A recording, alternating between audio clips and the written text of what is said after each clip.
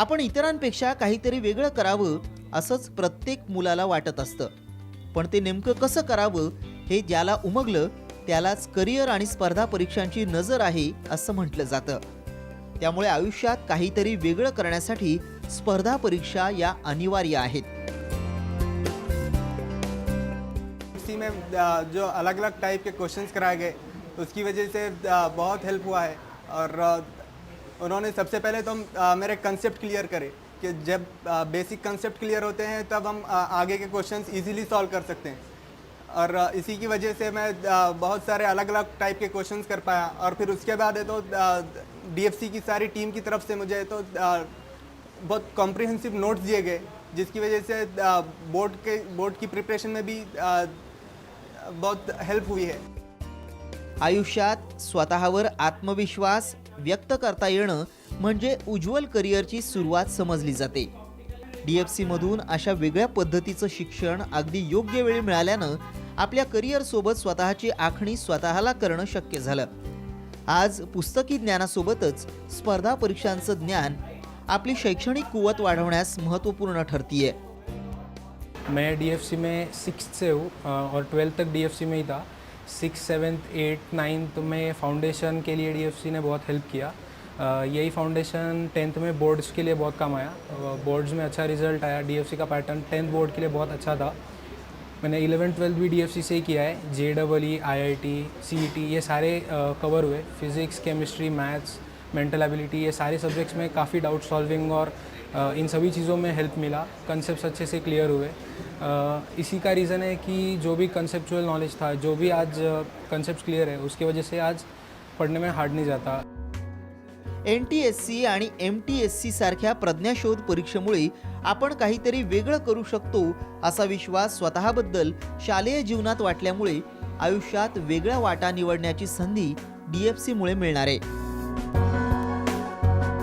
मी जेव्हा DFC join केलं तेव्हा काहीच अभ्यासात म्हणजे फारसा इंटरेस्ट नव्हता. जास्त मी डान्सकडे होते आणि त्याच्यासाठी DFC बंक पण करायचे मी. पण जेव्हा सेकंड मेगा टेस्टमध्ये माझा स्कोर चांगला आला आणि सर स्वतः माझ्याशी आईबाबांशी येऊन बोलले, मग तेव्हा मला थोडं कळत गेलं की नाही, आपण अभ्यासात पण आहोत, आपण तिकडे लक्ष द्यायला पाहिजे, आपण तिकडे थोडंसं करायला पाहिजे जास्तीचं. सर मला नेहमी मोटिवेट करत असतात त्याच्यासाठी आणि त्याचाच रिझल्ट म्हणजे MTSCमध्ये मी महाराष्ट्रातनं 3rd आली आहे. आणि हे सगळं क्रेडिट टीम DFCला जातं. त्यांनी खूप छान पद्धतीने करून घेतलं. कुठल्याही प्रकारचे डाऊट्स असतील तर न रागावता न चिडता अगदी छानपणे सगळेजण समजून सांगतात. आयुष्यात तुम्ही मोठं होणं केवळ तुमच्या हातात नाही, इतरांनी आपल्या प्रयत्नांना ओळखणंही तेवढंच महत्त्वाचं. DFCनं आज अनेक मुलांमधील गुणवत्ता शोधून त्यांना भक्कम आधार दिल्यामुळे स्पर्धा परीक्षा आणि विद्यार्थी हे दोघेही मोठे होण्यास मदत झाली आहे.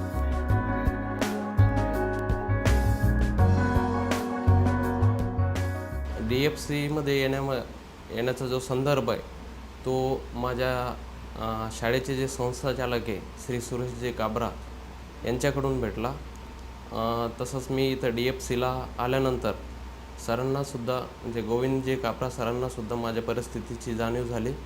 सरसुद्धा माझ्या भागाकडचे असल्यामुळं त्यांनी माझ्या शिक्षणाचं जे जे शिकवणी फीस आहे ते फीस माझी माफ केली. तसेच माझे जे बुक्स आणि राहण्या खाण्याचा जो खर्च आहे तो सुद्धा त्यांनी मला पुरवला. याच्यामार्फत मी 11वी 12वीला शिक्षण घेण्यास सुरुवात केली. स्पर्धा परीक्षा आणि त्यांचं नियोजन हे DFCचं वैशिष्ट्य असलं तरीही इथल्या शिक्षकांचं योगदान त्यामध्ये खूप मोलाचं आहे. आमचा मेन एम आहे की ग्रामीण भागांच्या मुलांपर्यंत आम्ही पोहोचावं. त्यासाठी आम्ही प्रयत्न करत होतो आणि त्याला यशही मिळालं आहे. आम्ही सॅटर्डे संडेला जी बॅच आहे त्यामध्ये हे ग्रामीण भागाची मुलं तिथे शिकायला येतात. त्यांना आठवड्यातनं फक्त 6 तासच यायचं आहे. पण जे शिक्षण शहरी मुलं 7 दिवस इथे राहून मिळवतात ते 2 दिवस तिथे येऊन त्यांना ते व्यवस्थित मिळतं आहे. त्याचप्रमाणे त्यांचं यशही यायला आता सुरू झालं आहे. चांगल्या शिक्षणाबाबत पालक आणि विद्यार्थी जागरूक असावा. DFCनं त्यांची जागरूकता वाढवण्याचा वेळोवेळी प्रयत्न केल्यामुळेच आज त्यांना राज्यभरातल्या पालकांच्या विश्वासाला पात्र ठरता आलंय.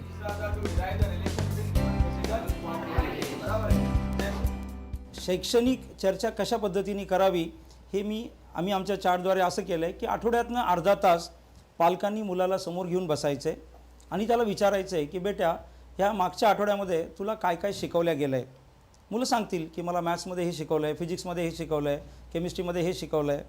पालकांचा एक छोटासा प्रश्न आहे की बेटा जे काही बोलतायत शिकवतायत ते तुला कळतं आहे का. आत्तापर्यंत आपण असंच बघितलं आहे की मुलं इझिली सांगतात की मला सगळंच कळतं आहे आणि इथंच आपण रिझल्ट नंतर मुलांवर दोष द्यायला सुरू करतो आहे. तर आमच्या चार्टमध्ये ती वेळ येण्याआधीच त्या पालकांनी जर मुलांवर एक छोटीशी नकळत जिम्मेदारी टाकली की बेटा जर तुला हे सगळं कळलं आहे तर मग आता चांगला रिझल्ट यायला काही हरकतच नाही आहे. आणि ज्या क्षणाला आपण मुलांवर ही जिम्मेदारी टाकतो मुलांना शॉक बसतो की बापरे आता रिझल्टची जिम्मेदारी माझी आहे तर मला काहीतरी बोलावंच लागेल.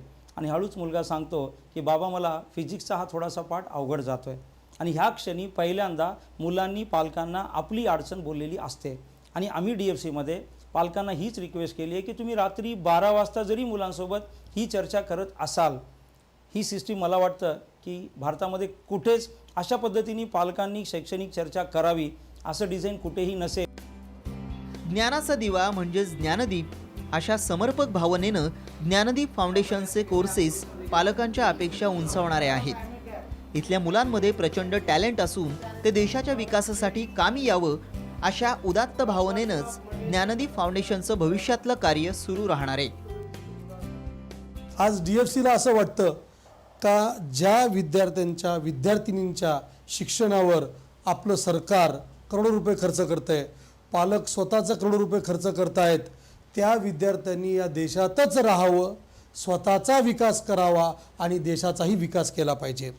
त्यासाठी खऱ्या अर्थाने गरज आहे लहानपणापासून या विद्यार्थ्यांवर असे विचार बिंबवण्याची देशाला नितांत गरज आहे. आणि आज DFCमध्ये आम्ही हे विचार बिंबवण्याचं काम सुरू केलेलं आहे. औरंगाबाद, जालना, परभणी जिल्ह्यामध्ये 3 ठिकाणी शाखा आहे. तिन्ही ठिकाणी आम्ही हे काम करतच आहोत.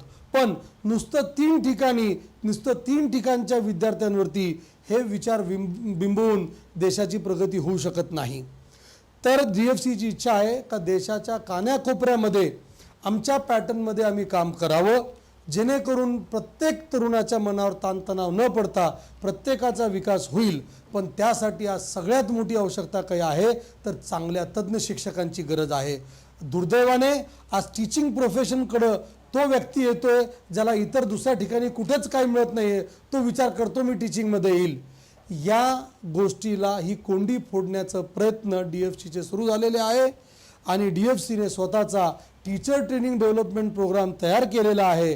आणि आज DFC समाजाला हे सांगू इच्छिते का या टीचर ट्रेनिंग प्रोग्रामद्वारे जे चांगले टीचर तयार होतील, जे या पॅटर्नमध्ये काम करतील, त्यांची स्वतःची प्रगती होईल, त्यांना जो मान सन्मान मिळेल तो अफलातून असेल. आणि या माध्यमातून देशाच्या प्रत्येक कानाकोपऱ्यामध्ये DFC या पॅटर्नवर काम करू इच्छिते आणि खऱ्या अर्थाने सदृढ भारतच्या निर्मितीसाठी काम करण्याची इच्छा DFCची आहे. मराठवाड्याच्या मातीतून फुललेला DFCचा हा ज्ञानाचा अंकुर सबंध राज्यभरातून वाढावा असंच म्हणावं लागेल. कारण ज्ञान हा कुणा एकाची मक्तेदारी नाही, हे DFCनं गेल्या 10 वर्षात कठोर मेहनतीनं दाखवून दिलंय. आज शिक्षण क्षेत्रामध्ये कोट्यवधी रुपयांचा चुराडा होत असताना DFCनं दाखवलेली ही यशाची चव शिक्षणावरचा विश्वास वाढवण्यास पुरेशी आहे.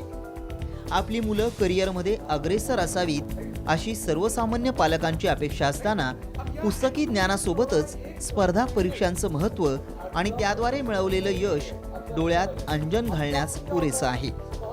गोविंद काबरा आणि त्यांच्या चमूनं ज्ञानाचा हा वेलू असाच वरवर नेऊन मराठवाड्याची उपेक्षा थांबवावी. आणि असं झाल्यास मराठवाड्यातल्या शिक्षणाचा तो सर्वात मोठा सन्मान ठरणार हे निश्चित.